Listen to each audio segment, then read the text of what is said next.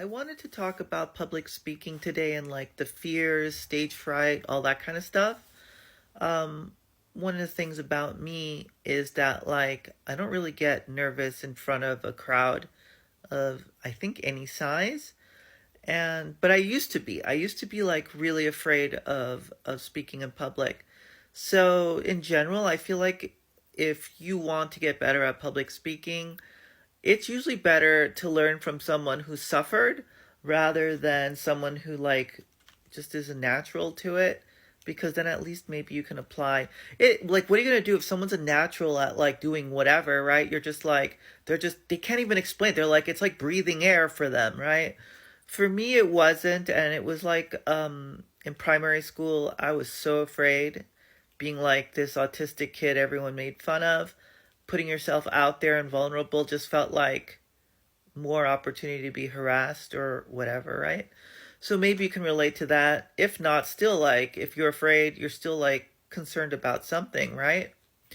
And I remember like how did I get from being like afraid of talking to a single person to be able to speak in front of like hundreds or thousands of people without a problem? And I think it started with like me wanting to be a theater kid. I don't think I really succeeded, but I love doing musicals. So like there was dance, there was singing, there were choir, and this just required lots of performances, and I was so afraid of doing all of that. But at the same time, it was just that my motivation for like wanting to do it was so high. So there was like huge pain, huge like anxiety. I remember thinking I'm just going to forget all my words, forget all my lines, but it was just something I felt like I had to do. And in dance class, like especially if you do ballet, there's something called across the floor, where you're forced usually in like sets of two to go across the floor, the dance floor, and execute some movement where you'll be kind of judged or whatever, right? And I remember thinking, oh my god, everyone's looking at me. They realize like I really suck. But after a while, you realize everyone's thinking that, and people really don't care, right?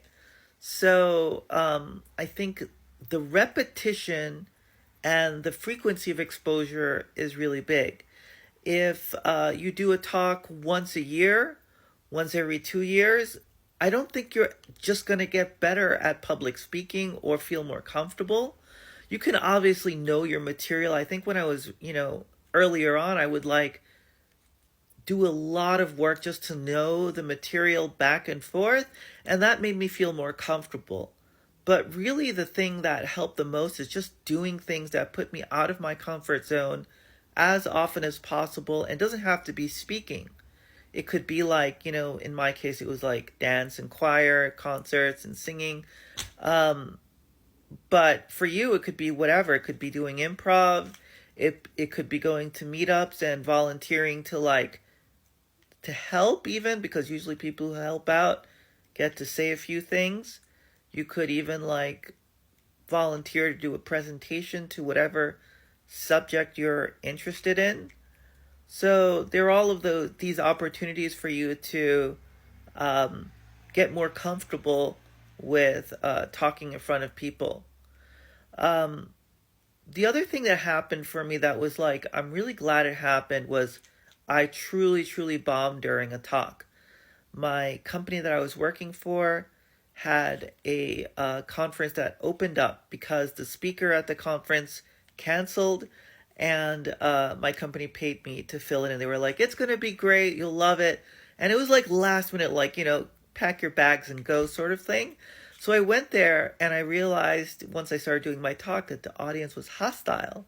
They did not like the company I was working for. I had no idea. No one warned me. I don't know if my company knew, but it was terrible. It was a terrible experience. It was like, you know, deer caught in the headlights sort of thing, where I was like, what's going on? Why are they asking me like such negative questions?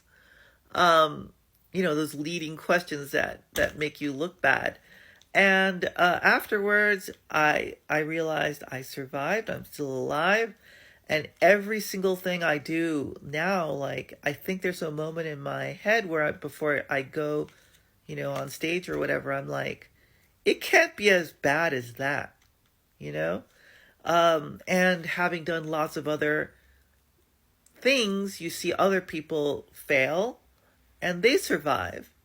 They go on to do bigger and better things, in fact. So, like, if a comedian can get canceled these days and then, like, resurface and continue on their career, like, you will resurface, you will be fine after you do a really poor job. And probably you won't be canceled. Probably you won't be booed off the stage. It'll just not be the best talk. So remember, you won't be the worst presenter on stage. That's very unlikely just from a probabilistic perspective. But yeah, so you won't be the worst. And keep that in mind also.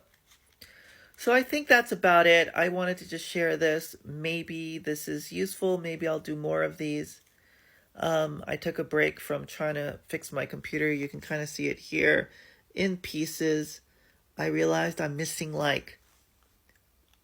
a screwdriver that I need. I have one that's the right size, but I need another one for these other screws so I can install this NVMe drive. Yeah, why am I talking about that?